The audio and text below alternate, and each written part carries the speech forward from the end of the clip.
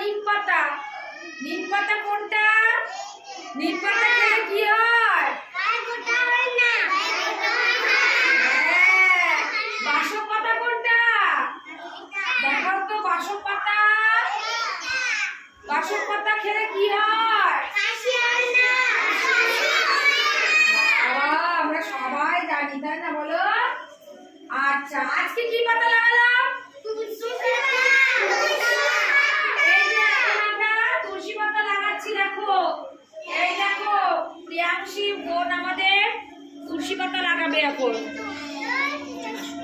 তুলসী পাতা খেলে কি হয়? নাও বসাও, নাও দুই হাত দিয়ে ধরো, এখানে এখানে বসিয়ে দাও।